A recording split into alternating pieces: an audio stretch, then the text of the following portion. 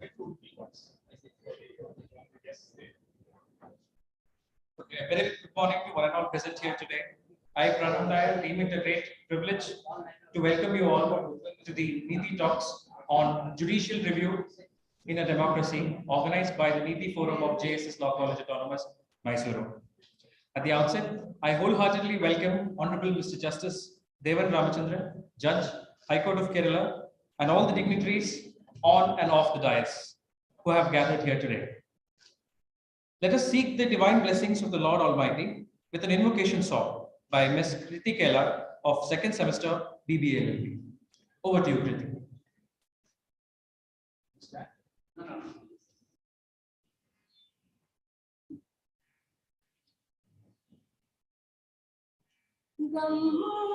गणपते Namo Namo Shankar Kanhaiya Namo Namo गणपते Namo Namo Shankar Kanhaiya Namo Namo गणपते NaMo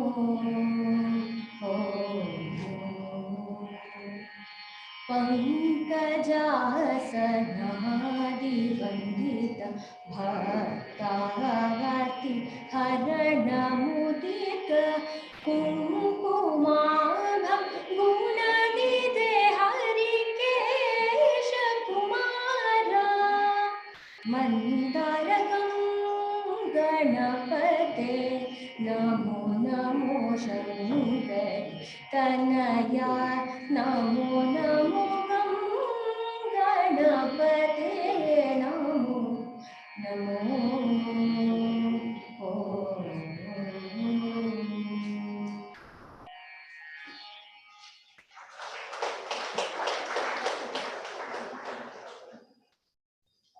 Thank you, Kriti. May I now request our beloved principal, Dr. S. Nataraju, to deliver the welcome address and introduce the guest.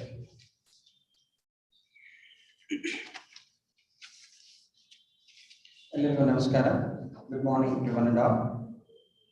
Distinguished guest of the day, president of this program, faculty members, and my dear students. Firstly, I express my humble pranams to Sri Suttur Guru Parampara and seeking the blessings of His Holiness Jagat Guru, Sri Shivaratri Deshikendra Mahaswami Galavaru, the present pontiff and the president of JSS Mahavidyapita Mysore. Friends, we are organizing this program under the banner of NEETI Forum and also as a part of IKC initiative of the college. NEETI Forum started with the objective to provide efficient and accessible administration of knowledge for all. The college has organizing several innovative programs and striving to search for innovative methods in imparting legal education, and we have students from all over the countries besides abroad. Today, the special talk on judicial review in a democracy. As we know that it's a very important area of law, is considered to be one of the basic features of the Constitution. It is being studied under the Constitutional law and administrative law. Now I consider it's a privilege to welcome and introduce the distinguished guest speaker of the day on this occasion. Other than this Justice, Honorable Justice Sri Devan Ramachandran, I would like to Justice who is going to enlighten us on the topic judicial review in a democracy. I would like to give you a brief introduction about Honorable Mr. Justice Devan Ramachandran.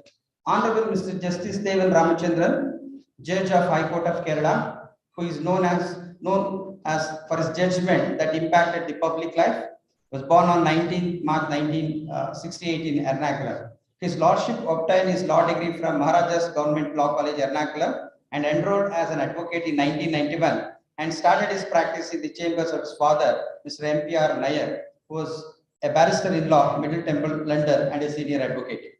Sir began his independent practice primarily in constitutional law, company and corporate matters, banking, financial and commercial law. He also served as standing counsel for the CBSE, various private public companies, banking and financial institutions. He was designated as senior advocate by the High Court of Kerala in the year 2015. In the year 2016, he sworn in as additional judge of High Court of Kerala, and in 2018 appointed as a permanent judge of High Court of Kerala. As a judge of Kerala High Court, His Lordship has delivered many outstanding judgments which impacted the public at large. To state a few, recently in 2021, His Lordship held that the use of disrespectful and abusive words and vocatives by police against the citizens to be relics of colonial subjugatory tactics and held the same as unconstitutional. In 2020, in a case where Government of Kerala has granted a contract to an American company called Sprinkler for processing the data of patient and persons suspect of COVID-19 in Kerala led to the controversy, and His Lordship directed the government to anonymize the entire data before it is handed over to Sprinkler for processing. Further, injected Sprinkler from committing any breach of confidentiality or dealing with the data against the terms of confidentiality clauses in the agreement. The Columbia University Journal, from the angle of data protection, held this decision as extraordinary. Further, Justice has delivered judgment pertaining to the need for the protection and conservation of environment, ecology, and nature. The division bench in the year 2018 banned the use of plastics at Sabarimala Hills and Shrine. This judgment has now forced the Government of Kerala to ban single-use plastic in the whole of Kerala. So, Honorable, when we requested Honorable Mr. Justice Devan Ramachandran, he was kind enough to accept our invitation and is with us. Sir, on behalf of the college, NEETI Forum, and all the participants, I extend a hearty welcome to you, sir.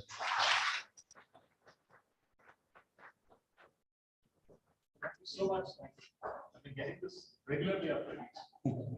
Also welcome the president of this program is our Chief Executive, Professor K. Suresh, who is guiding us in all our administrative and academic activities. Sir, and he has consented to preside over this function. Sir, I extend a hearty welcome to you, sir.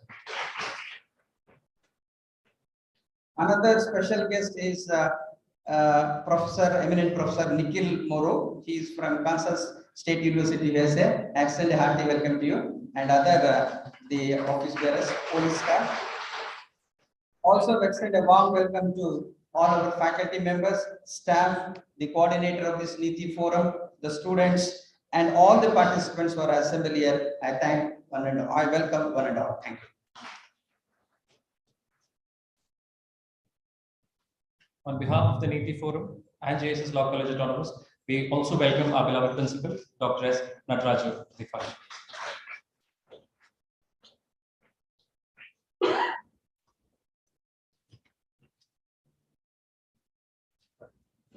May I now request His Honorable Lordship, Mr. Justice Devan Ramachandran, our esteemed guest speaker, to deliver the address. Not much of an idea.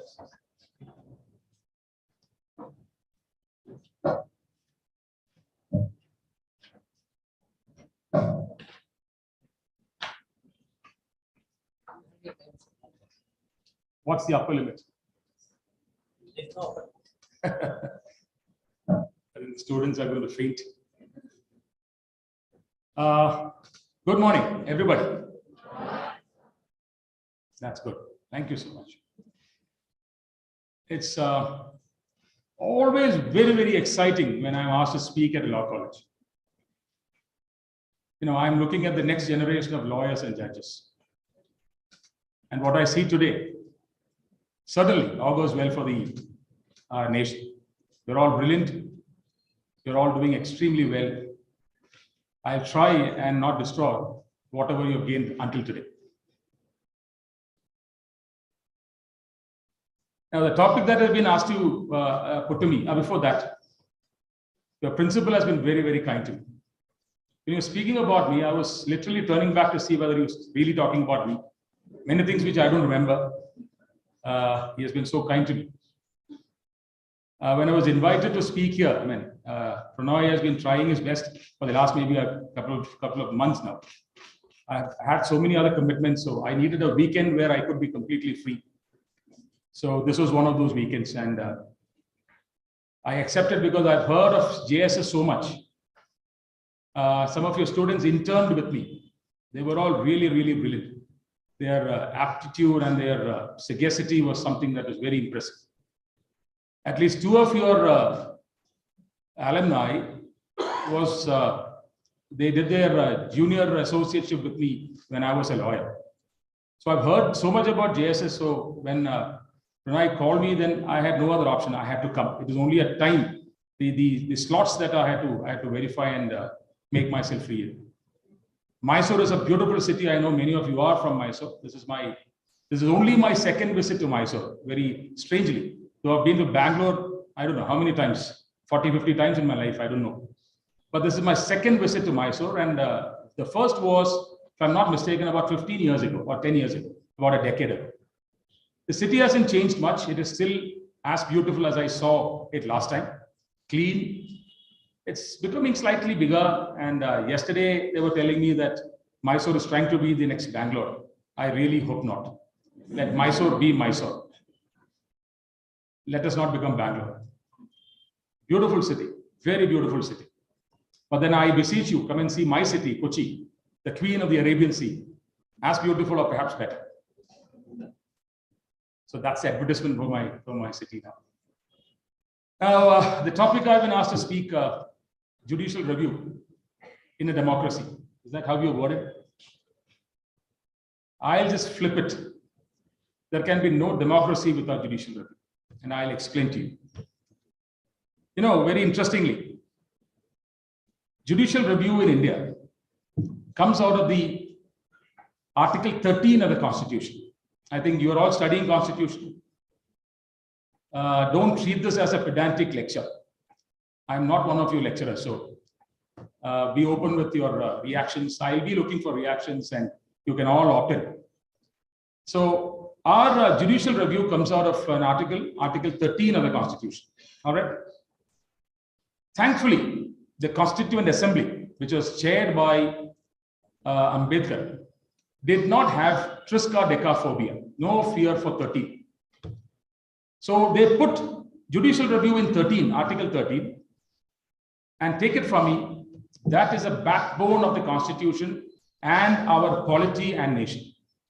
If you take away Article 13 from the Constitution, if at all you can't because it is part of the basic structure. I'll come to that. So if you take away Article 13 and allow the Constitution to function, I dare say it would be tyranny, chaos, and capriciousness all around. So this is the importance of Article 13, which is generally called the judicial review. So what really is judicial review? You know what is judicial review. You know, cases are brought to the High Court. We consider the virus of the statute and then either decide it goes with the Constitution or against the Constitution. If it goes against the Constitution, we struck it down. As Professor Nikhil was telling me, he was talking about Article 66, Section 66 capital A of the IT Act, which was struck down by the Constitution. If you read that judgment, you will see it was struck down because the Supreme Court found that goes against the fundamentally guaranteed rights by the Constitution. So if the statute is against the Constitution, we strike it down. We call it ultra vires. Absolutely correct. But then, if you really want to know what judicial review is, you have to understand what the Constitution is. You're all students, so I'll just briefly tell you, this might help you in understanding our Constitution better. We also learned our Constitution by such lectures, not from the books. How much ever you may read of the Constitution from the written words, you may not really understand what it really means to you. You're all in India, and believe me, you're all free citizens because of the Constitution. But for our Constitution, I do not know where we would have been. Because we are so diverse, we have so many interests which are all vested or conflicting. And you take away the Constitution and allow somebody to do what they want, you know what will happen. India will simply split into pieces. So Constitution is a guiding document. You must have heard this. The word used is Grun Norm. You've heard that? The Constitution, not only Indian Constitution, any Constitution in the world is a Grun Norm. Grun Norm is a German word for the highest law. So Constitution, be that Indian Constitution or the American or wherever, it is the highest law of the land. Please understand that Constitution itself is a law. It is the highest law. There is no law beyond that. So we are all governed by that highest law, and therefore, in the most oversimplistic manner, if a statute is brought in front of me as a constitutional judge, I act under article 226 of the Constitution of India. The writ jurisdiction, as they call it, the prerogative writs which are borrowed from the the UK. So when a statute is brought before me, when I act as a constitutional judge, and somebody tells me that, look, this statute violates the fundamental laws or the fundamental rights, or in any other manner in contravention with the Constitution, I assess it from that angle, and if I find it to be true, I have no other option but to strike it down. Now, the Supreme Court acts on a different article. It's called Article 32. Article 32, this is something which students should really remember.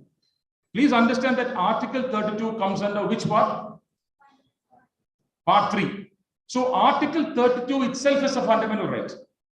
And therefore, as you grow older and you become lawyers, you will understand that when a matter is brought to a high court, there's a word used called the discretionary jurisdiction, which means that when a matter comes to me, I have the discretion to grant you relief or not to grant you relief. That's the discretion I have.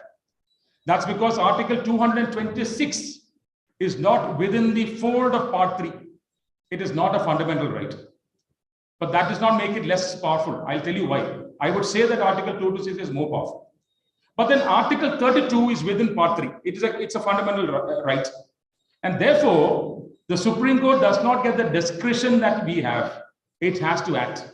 It has to say, yes, if an act is contrary to law, or you have to say no if an act is contrary to, is introverse. So therefore, if you see the fundamental difference between Article 32 and 226, under which every court in India operates on the principle of judicial review.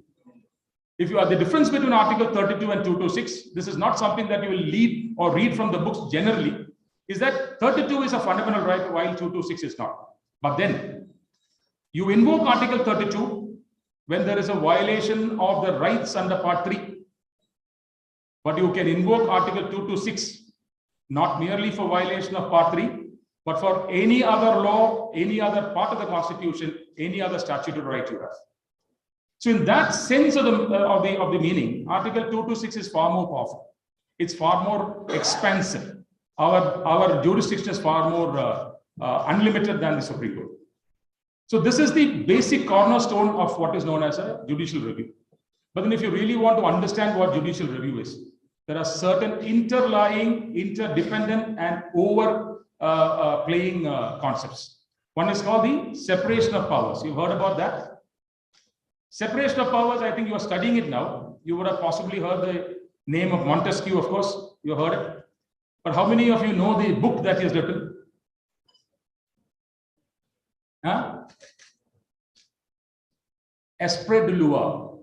That's the French pronunciation to Esprit de Louis, as we normally read it in English. So Esprit de loi is a spirit of laws. So Montesquieu, he propounded that if you have all the powers of the sovereign into one person or one body, it will become tyrannical. So he propounded the principle of separation of powers, which interestingly is now governing most of the civilized world, not only India. Most of the civilized world have a separation of powers, but there is an essential difference between the manner in which a constitution operates. Now, a constitution like the UK, of Great Britain, it follows the parliamentary supremacy principles. Though we borrowed heavily from the UK systems, we did not do that. We have what is known as the constitutional supremacy. So here, the legislature cannot legislate contrary to the constitution. But in the UK, it is possible that the legislature can legislate contrary because we have what is known as the parliamentary supremacy. So this is where the Indian constitution is far more powerful. I'll come to the criticism against the Indian constitution in a while, including that it is a bag of borrowings. I'll come to that. So if you want to understand the judicial review, you have to really understand the constitution. I do not know how many of you have learned or read the preamble and by heart it. I can recant the preamble with minimum amount of errors because I studied this in the law college 40 years ago or 35 years ago. I'm a very old man, but my memory is okay. Now, if you see the preamble, you know that the preamble is not justiciable. In the sense, you can't bring a case based on the preamble. But the preamble is the soul of the Constitution.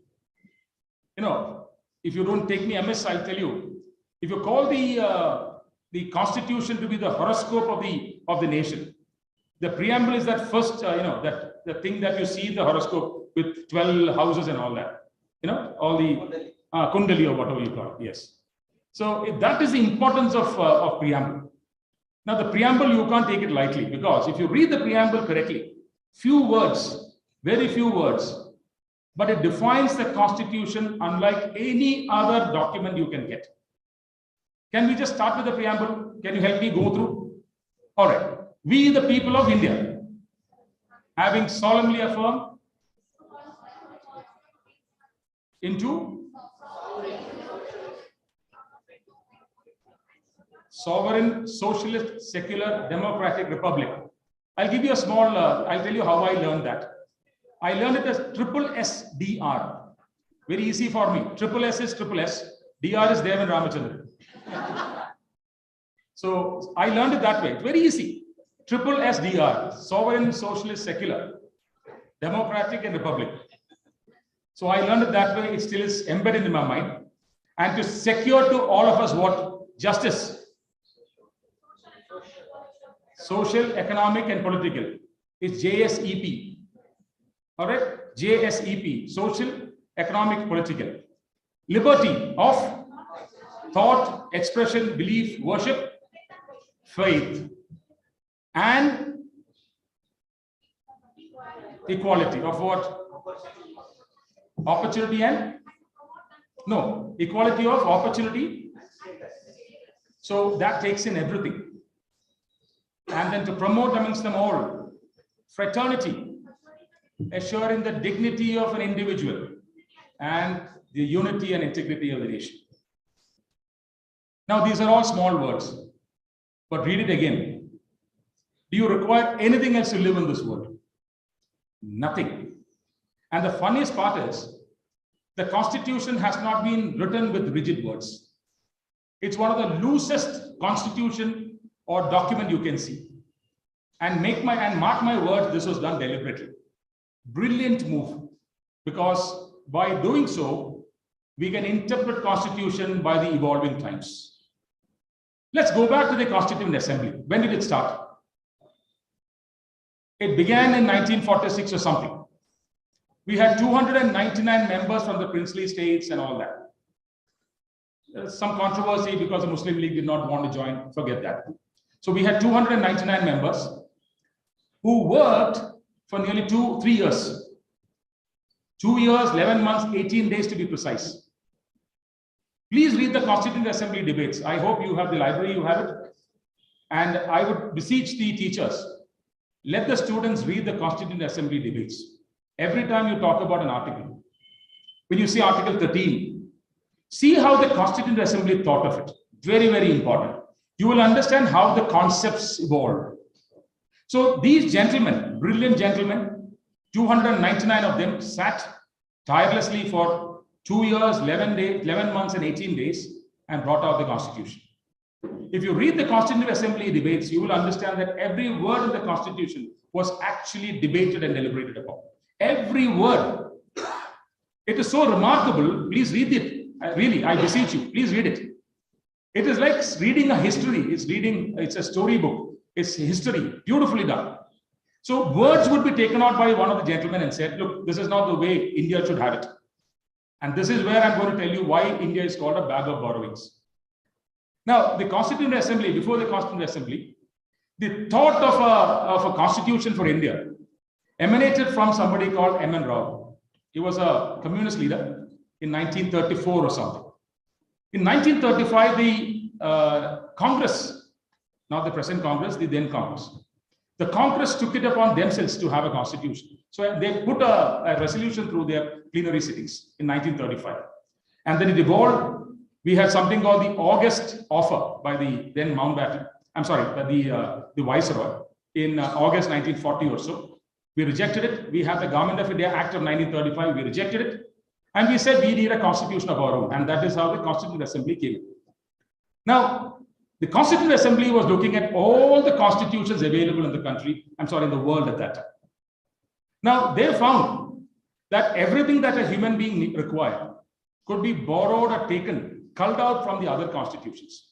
So that our constitution would be so comprehensive that it would not leave out anything which is now required for a human existence. You've all heard of fundamental rights. Can you tell me the difference between a fundamental right and a human right? Can you tell me why the fundamental right is different from a human right when human rights are essential for human life? Have you thought of it? This is the spirit of inquiry that a law student should have. You have heard of human rights, right? You have heard of fundamental rights. How can human rights be different from the fundamental rights? Because human rights are human, fundamental rights are fundamental. So why is it that under Article 19, we put certain clauses as being fundamental? Right to 19(1)(a), right to speech and expression. 19(1)(b), no. No, to assemble freely without arms. C, associations, we have now amended it to bring in cooperative societies. And then right to travel anywhere in India, right to stay anywhere in India, and G, of course, the right to trade, occupation, and all that. So why is it that only these have been designed to be the fundamental rights? Now, what are human rights? You have heard of human rights. Human rights are generally defined to be what? Universal, inherent, and inalienable. Now, these human rights are common to every human being in the world, whether you live here or you live in the northernmost part or the southernmost part, eastern part, western part, doesn't matter. Those are the rights which every human being is guaranteed under the United Nations also now. United Nations Declaration on Human Rights. But then why is it that all those human rights are not fundamental rights in India? Or for that matter, any other country? Believe me, the answer I'm going to try is just an answer that I gave myself. Because this is a question that I used to always pose. And I've been getting various answers from students. Is there anybody who can jut in? I'll be very happy to wait for it. Anybody? Because this is something that has always been plaguing my mind also. Professor Nikhil, you're also welcome, if you want to think about it, because I know that you are teaching constitutional law, albeit in the US. So fundamental rights and human rights, there is some difference. We have no idea why. But then the fact is this. I'll illustrate it. For example, in the US, only because Professor Nikhil is here, I'm using the illustration of US. Right to carry arms is guaranteed by the Constitution. They have the gun control laws, and you know the latest controversy. They are amending it now. But in India, Article 19(1)(b) says you can assemble without arms. So there are certain rights, culturally, traditionally, by the ethos, we accept to be inalienable to us. We are only giving them priority over the human rights, nothing else. Human rights are equally important. But the fundamental rights are those rights which, as a nation, we recognize to be more important as far as we are concerned. It depends on the ethos of every country, depends on the culture of every country, depends on the traditions, the way we have lived in the past. So if you look at it from that angle, you will understand why Article 19 carried certain specified categories of human rights to be the fundamental rights. These fundamental rights in each country are different. You don't have a common fundamental right principle, but the human right principle is just the same. And therefore, we come to the next principle. I said separation of powers. I started on that. I trenched on that. The next most important principle when we talk about judicial review is rule of law. Very simple. You might say that this is all something we have heard, but link it like this. You will understand that we live in a concatenated kind of a system where rule of law is so important, because without rule of law, there is no judicial review. You know, the German word, I don't know how many of you have heard this, the Rechtsstaat. Have you heard of it?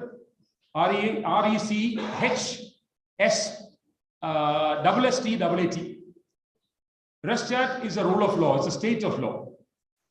It really means, as I said, we have a parliamentary supremacy.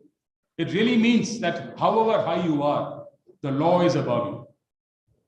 Everybody is governed by the same law. It doesn't matter who you are.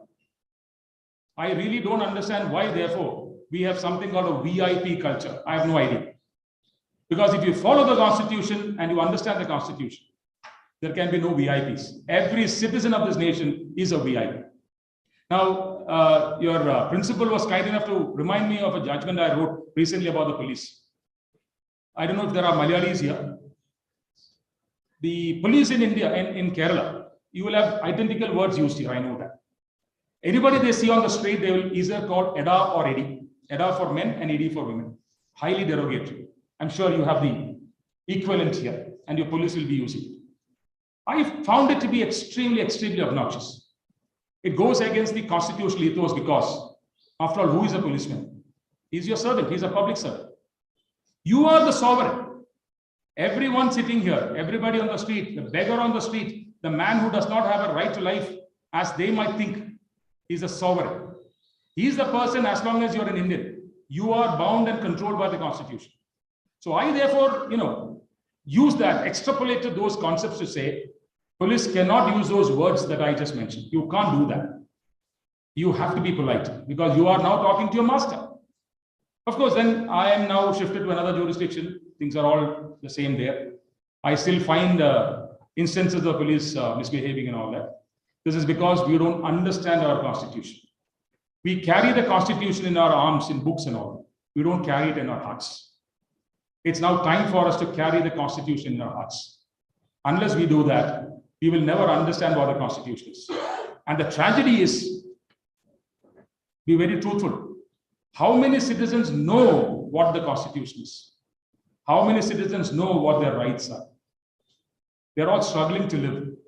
It is only those groups of people who always try to promote their interests, bringing it under the ambit of constitutional protections and fundamental rights.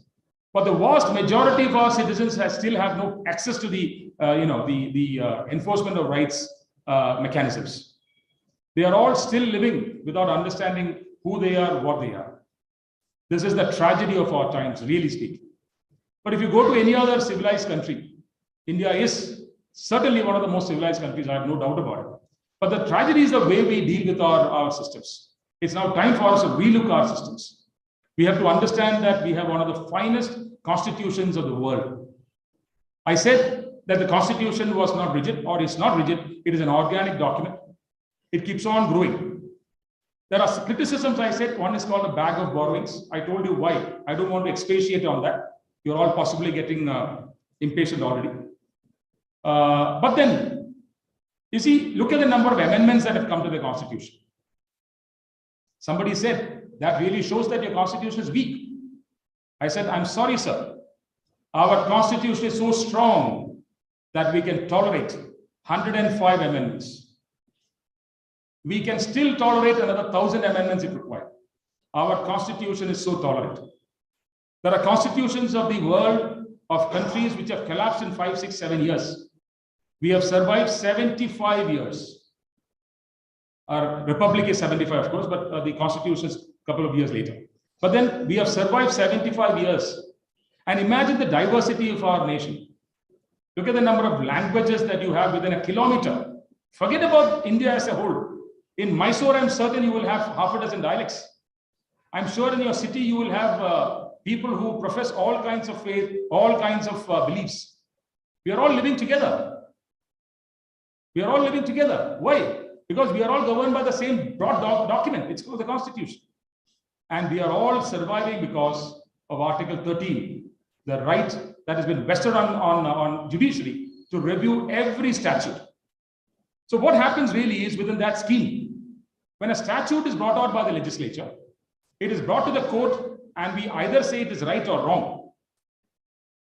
And then what happens? The executive is able to act upon that statute.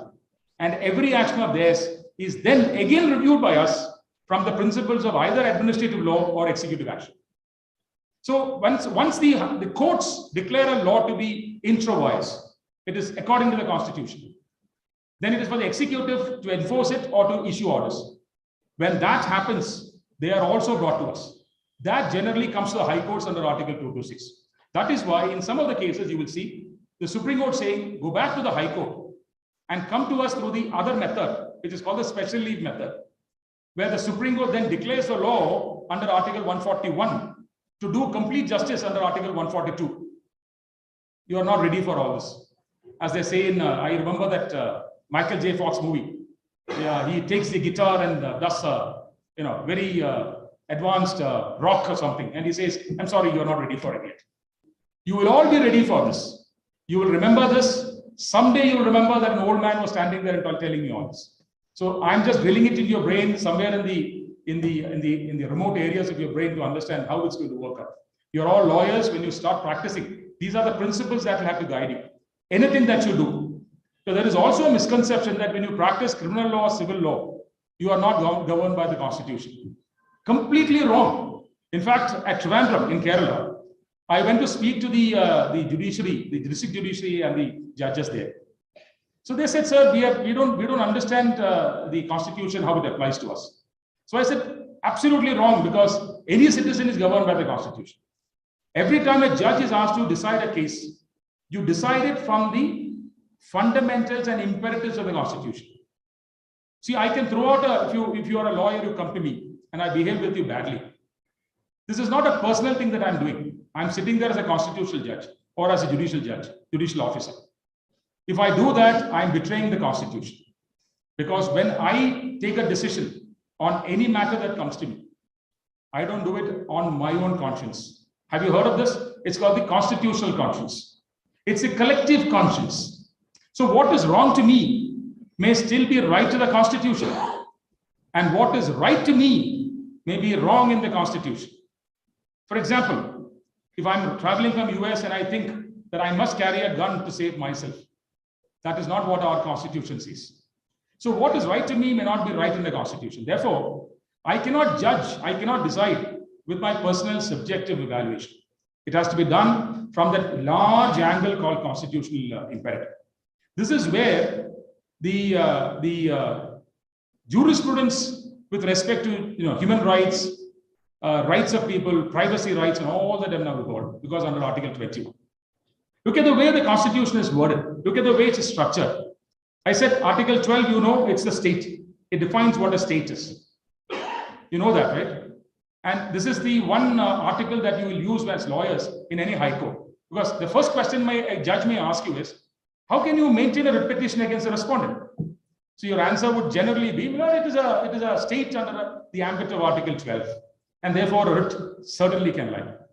Article 13, I said, is the right of judicial review. Article 14, how does it say? It says the state shall not deny equality or equal protection of law to its citizens. Beautifully worded. And look at the number of judgments that have come out of it. Millions of judgments would have come out of it. This is the best thing about the Constitution. It is worded so simply. It does not use big words, as judges tend to use in their judgments. That is just to show that we know things. Come to Article 15. It is an exception to Article 14. It starts by saying that you shall not discriminate amongst citizens in matters relating to.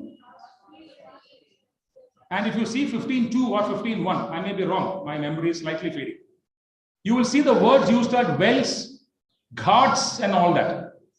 You know why? Because the Constitution was thought of and created in the 1940s.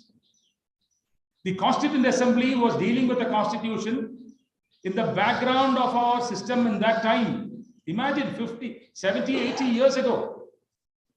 We have evolved. Today, I'm not sure if those principles are very valid. Though, in some of the other remote parts of India, we still have discrimination for a citizen taking water from a well. We haven't changed much there. But you, boys and girls, may not know this. When you stay in Mysore or any other part of South India, you may not have seen this so much. But I'm sure there are exceptions. I'm not saying it as a generalized principle. So Article 16 then talks about what? Equal protection for employment, with exceptions drawn in through the sub-articles. You remember that? Article 17, untouchability. And you know the relevance of untouchability today? The Supreme Court used Article 17 in a very famous case. Can you tell me which? Brilliant. Who said that? Good. You're a student. Oh, good. Shabrimala. The Supreme Court said that when you don't allow a lady to climb Shabrimala, they put it in the ambit of Article 17. Untouchability, not usually during certain phases of that life. I'm not saying it is right or wrong. That is for the Supreme Court to now decide. But I'm saying this is the importance of Article 17. It is still being used. And it is being used to propound overwhelming constitutional principles. Article 18 is very, very interesting. Do you know what Article 18 is? Very interesting. Abolition of titles. Can you tell me any quotation that comes to your mind when you talk about titles? Have you heard of Mark Twain? Mark Twain, Samuel L. Clemens. Mark Twain was his pen name, his nom de plume. Samuel L. Clemens, Mark Twain, famous. He said, Professor Nikhil, you know this? Okay, can keep it. He said, this is not mine in any case, it's a quote by Mark Twain, Samuel L. Clemens. He said, we adore titles and heredities with our heart and ridicule it with our tongue. And he said, this is democratic privilege. How true today. Somebody gets a Padma Shri, somehow or the other, everywhere he is known as Padma Shri so-and-so. And he'll make sure it is done. He may not do it directly, because if he does it directly, he will lose the title. It is not a title. But you can see the number of places where people who have got these honors from the government or from the nation use it blatantly in complete violation of Article 18. Is it that they don't know Article 18 or that they don't care? Either of it is not a good sign for the nation. Article 19, we have already gone through, fundamental rights. Article 20, ex post facto law and double jeopardy. It's very easy if you think it in. These are all, I have not learned it yesterday, believe me. I am just speaking it out of my memory, which I learned in the law college. Article 21, the cornerstone of the Constitution where every judge operates, right to life. Right to privacy comes under that. Every other judgment you see in the Constitution is always pivoted on Article 21. But there is an equally and more important article brought in through an amendment. You know that? Article 21, capital A, fundamental right for education. If this happens in our nation and if it is implemented correctly, we will be the best in the world. There is no doubt about it. It's a fundamental right, education. You can demand education, you will get it. You have to get it. Article 22, prevention of against detention, with exception for what detention is it called? Preventive detention. Article 23, very important, bonded labor. Article 24, use of children in workshops, etc. Article 25, religion. You have the right to profess, propagate, and practice religion. With exceptions, there are 3 exceptions there. Article 26, control of religious institutions. Very misused, but still a very, very important article. Article 27, you shall not give any tax for anything to do with religion. That is why we are called secular. This is why the Constitution uses the word secular so importantly. Article 28, you don't have to take a religious lesson anywhere which is funded by the state. Article 29, why am I keeping on? Article 29, cultural right. If you have a language and a culture, you have the right to propagate it. And Article 30, minority. Now, minority educational rights. I'll tell you, I am sitting in the jurisdiction where I'm listening to university matters, college education matters and all that. Article 31 is one that comes to me often. Yesterday, there was a matter. Very interesting question came to me. You know, we have something called the governing council in a college. The governing council of that particular college is an educational minority education institution.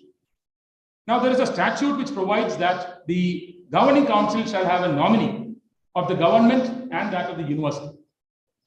A senior counsel argued the matter. He said, it goes against St. Stephen's matter, St. Stephen's case, judgment, because you're allowing 2 outsiders to enter our governing council and dictate to us. I'm not saying my judgment is right, and I'm not saying that it will be upheld either. That's for time to say. I delivered a judgment yesterday, saying that that governing council is different from management, and the governing council is only advisory in nature, and to that extent, I have read down that provision, and I say that it will not therefore trench upon your Article 31 constitutional protection. Let us see. Let us see how the law develops. It might be upheld, it may not be upheld. I do not know. My conviction was very clear because I was certain that if a minority education institution has to have real and purposeful protection under Article 31, they have to have the power to govern themselves without any control from anybody else. So I said it is only, I use the word advisory because one of the statutes use the word that the governing council can advise the management. So I said the word advise there means they can only advise, not can advise, can only advise. So I literally use the word only. It's called the silences of the Constitution. There are areas where this Constitution may be silenced. So you have to see the silences of the Constitution and then plug it. I can't legislate. I cannot create a new law, but I can always plug the lacuna. So this is where the concept of judicial review is so important. Everything that you see in the papers today, every judgment that you see today, is a part of judicial review. And therefore, imagine where judicial review is taken away and we are asked not to work. Where would the country go? So that is why I started by saying the proposition that I wish to present is that there is no democracy without judicial review. It's that important. Democracy and judicial review are virtually synonymous. And that is why the concept of separation of powers is extremely, extremely potent to us. Because without separation of powers, I cannot act independently. It is not a question of Justice Devan Ramachandran acting independently. When I act for the people. I am expected to act for the citizens. And if I am independent, it means that the citizens are independent. And imagine every litigation. Think about this. Just think about this. You're all going to be lawyers. Every litigation, or at least majority of them, are skewed from the power angle. You know why? It is generally an individual who brings out the litigation against a state. What is a state? The state is a complete mighty power. It's a monolith. They have an advocate general, scores of advocates, additional advocates general, government leaders, whatnot and whatsoever. But what does an individual have? He may not have the resources even to have a lawyer. He might go to a legal aid and say, sir, I have no money, please help me. And we put a lawyer for him. He may not be the best. So here, Article 14 applies in a different manner. When I start hearing a case of that nature, I am expected to first balance the scales. I must understand that when the powers are skewed, I must now bring up the scales and then hear the matter.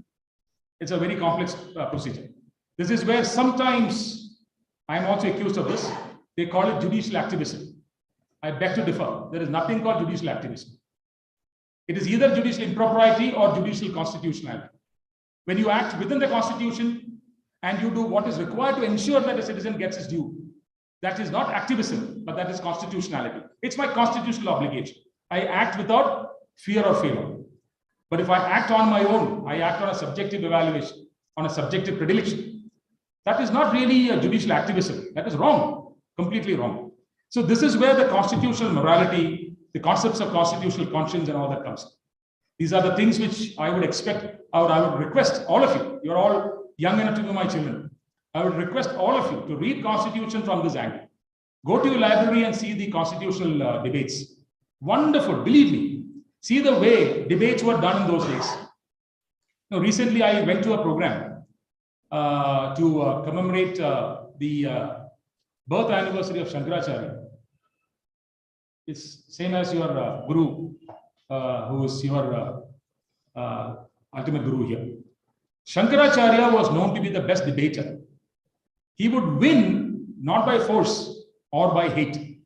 He would win by debate. Is that what you see these days? I don't know the televisions here. Back home, and what I see in the English channels, intolerant. 10 people speaking together. I have no idea why. What are they supposed to do? I have no idea. They're trying to fry your brain or something. And the anchor shouting at the top of his voice, drowning everybody else. I have no idea. Everybody trying to make a mark of themselves. There is something, a concept called the Sarvajna Peedam. This is in the Himalayas. So the concept is that there are 4 doors to the Sarvajna Peedam. You've heard of it? Sarvajna Peedam? I don't know how you pronounce it here. Sarvajna Peedam. So the story goes that the south door You know, the Sarvajya Peedam has 4 doors, one for the north, east, west, and south. The south Sarvajya Peedam door was never opened because we never had a scholar who could win a debate and open it. Shankaracharya did that. And he's supposed to have beaten all the stalwarts at that time. He was less than 32 years because Shankaracharya died at the age of 32. I have crossed that and 20 years more than that. And I'm nowhere. Shankaracharya is known all over the world. So this was the power of the intellect, the power of the brain. This is the power of ideas. I was telling the Professor Nikhil that this is my pet concept also. I say a nation is born and forged on ideas, on thoughts. And this is what we want our young children to do. Think independently. Don't go by the books alone. The books are only guiding. I was also telling the professor, he asked me, how are you related to Justice V.R. Krishna Iyer? Krishna Iyer was my father's senior, and by default, I became something like his grandson. I lived all my life with Krishna Iyer. And believe me, what you see me, I may not be the best, I may not be good at all, but whatever you see me, 90% or 99% came out of it. He trained me not to think in the beaten path. This is the only advice I can give you. It's not an advice, because an advice is generally, good advices are rarely heeded. But then think differently. As they call it, out of the box. That's what you call the American concept, out of the box thinking, whatever. There is always a different way of thinking. There is always a different solution. As lawyers, you must understand one thing. Every problem that comes to you, you're all doing moot courts, right? You're all doing moot courts. Think about what I'm telling you. Keep it in your mind. Every time a problem comes to you, read it at least 5 or 6 times. And if you read it correctly every 5, 6, and 6 times, you will find a different solution every time. So the question is, which is the best way you can treat your client? So the concept of a moot court is what? It's a regular court, but without the responsibility to a client, which means if you lose, the client is not going to hit you. You don't have to run. If you lose, that's all. So in a moot court, when you get a problem, read that problem. The mistake many students make is that you read it once and then you start preparing. Don't do that. Read it today, read it tomorrow. Don't prepare your mind today. And this is the same with lawyers who practice law, judges who hear matters. Of course, we have constraints of time. My board is generally 150 plus matters a day. I don't get too much of time to think and to deliberate and to deliver judgments. I deliver about 30, 40, 50 matters a day. But then I rely on lawyers. So when lawyers are well prepared, I'll give you a small tidbit. Sorry to be taking so much of time. I'm concluding in about 5 minutes. Justice Krishna Iyer wrote the judgment or the order. It's not the judgment. An order in Mrs. Gandhi's case, Indira Gandhi's case. See, this is the only order in the world, if I'm not mistaken, which became bigger than the judgment. Nobody remembers the judgment in Indira Gandhi's case. People remember the order delivered by Justice Krishna Iyer in a vacation sitting, allowing her to participate in the proceedings but without the right to vote. It's a different thing that emergency was called 3 days later. It doesn't matter there. So in that judgment, I asked Justice Krishna Iyer, I call him Swami. I said, Swami, how is it that you were able to deliver an order of this proportion in a day's time? He said, all thanks to Nani Palkiwala and Soli Suraj. And therefore, when I swore it, in my swearing in speech, I've said, laws are made more by the bar than by the bench. Because we go by what the lawyers tell us. So here, for lawyers, analytical thinking is very important. Permutations are very important. You can keep on thinking differently. This is the difference between a lawyer and a computer. Very many times when I speak, I am asked, will there be a time when computers take over lawyers? I am saying never. Because if you feed 1 + 1 into a computer, it will keep on giving you 2 as the answer. But for a lawyer, sometimes 1 and 1 is 11. It is not 2. Therefore, when you see a particular problem, when a client comes and talks to you, you listen to him, analyze the problem, and then think about the ways of reaching it. It's like saying, I can reach Bangalore in 3 different ways. You choose the best way to take you there. This is where when you follow Google Maps, you will end up in ditches. Because the lady tells you, this is the shortest way, go. You will end up in a place where there is no road after that, because the Google takes the route which is actually used by cyclists also. So this is where the human brain can never be substituted. We create the machines cannot take over you. And the biggest problem lawyers are going to face is something else. Every client goes to internet before they come to you. They know the solution. They argue with you. You are supposed to advise them. They say, no, sir, this is not the way it is. The Google tells me something else. So law is not a problem. To understand law is not a problem. But to assimilate law is the biggest problem. It is the same thing as you go to a doctor. If I have a fever, I go through Google and say, fever, take one paracetamol, take that, take this. And then you don't require doctors, but that is not how it works. You go to a doctor, he will tell you, Mr. Devan, whatever you have done is all rubbish. Stop it. Start this, start that other regimen. It's the same thing with lawyers. Every law book is now available online. Anybody in the world can read it. Professor Nikhil can sit in America and read our constitution. But he may not understand the constitution in the manner I have learned, because I have practiced it. I have practiced 32 years as on today. I still am a lawyer. I am a student of law.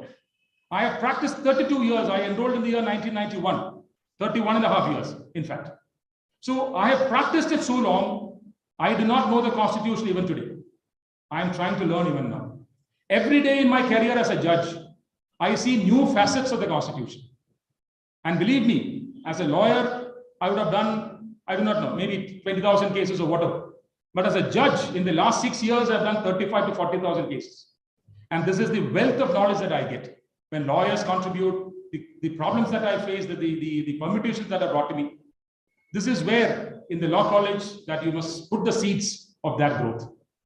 Don't take your studies lightly. I'm not asking you to be pedantic and go through the books all the time. No, have fun, have frolic.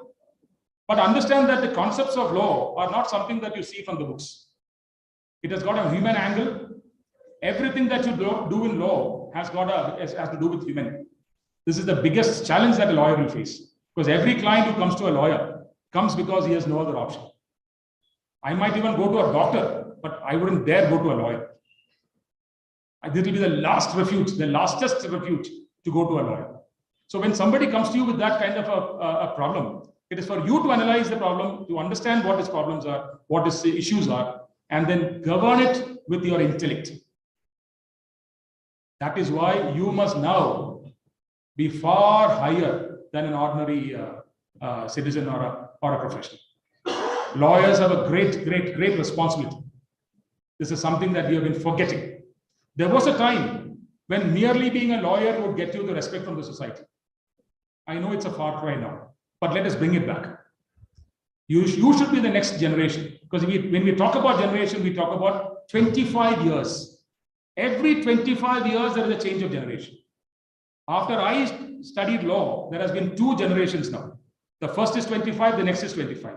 You are part of the last of the 25 as I am concerned. You are the new generation, or rather, you are the present generation. We are all old. So your responsibility is much higher. You are already in a great, accomplished institution. Half the work is done. All that you have to do is to train yourself. It does not require a teacher or a books to do that. It requires you to do that. Add value to yourself. As I told Professor Nikhil again, first deserve and then desire. Every day adds value to yourself. Every experience adds value. It's a concept of adding value to yourself, which is important, because tomorrow, after you enroll, after you graduate and enroll, you are given an opportunity. Unless you are deserving of that opportunity, you will fail it and you will lose it forever. So get ready to face a very exciting and breezy career, be that as a lawyer or as a judicial officer. But primarily, I would expect most of you to be practicing counsel. There is nothing like practicing counsel, nothing at all. Slightly uncertain, no doubt about it. You will have a lot of questions in front of you. Self-doubts will be there. They are all part of it. I also went through that, even though my father was a lawyer. We are all, same, we take the same route. But then there is nothing more exciting than a lawyer's profession. Really, believe me. But then you can also be a judicial officer. We are looking for the best talent to come in as judicial officers. And I'm very glad that last time in Kerala, when we selected the municipal magistrates, which is the lowest, the starting stone of our judicial career, 68% were girls. 68 or 70% were girls.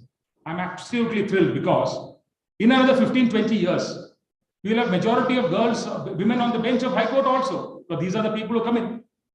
So there is a generational change. There is a transitional change now happening. I welcome you all into that wonderful, the scenario. And I hope that you will all do well. And if you remember me, please come to Kerala. If I'm still there, I sit in court number 5, capital A.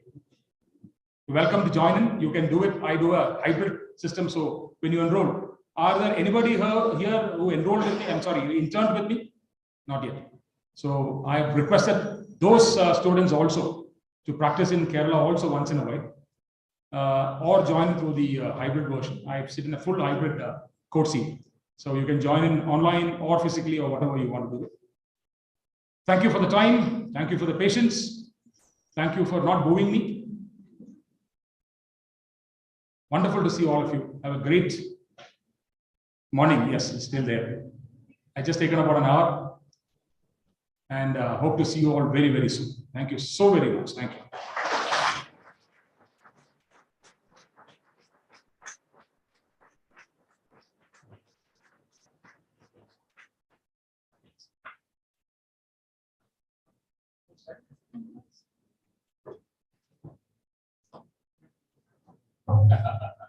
Thank you so much, my lord, for sharing your valuable words of wisdom.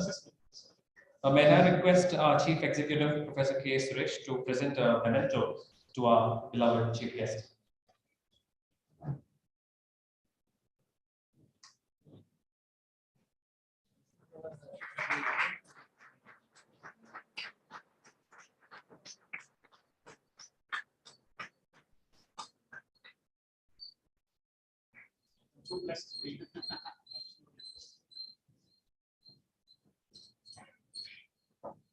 I now request Professor E.T. Jagdish to render the vote of thanks.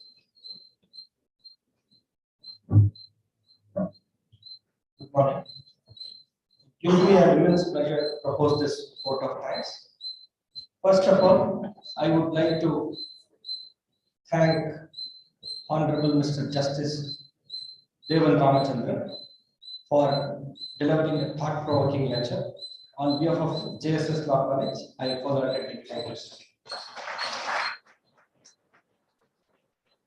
It gives me immense pleasure to thank our Chief Executive, Professor K. Suresh, for gracing the occasion. Thank you, sir. Also, I would like to thank Dr. S. Natarajan, Principal of JSS Law College. Thank you for your presence. Also, I would like to recognize the presence of Professor Nikhil and other dignitaries. And I would also thank each one of you for making this event a grand success. Thank you, Alan.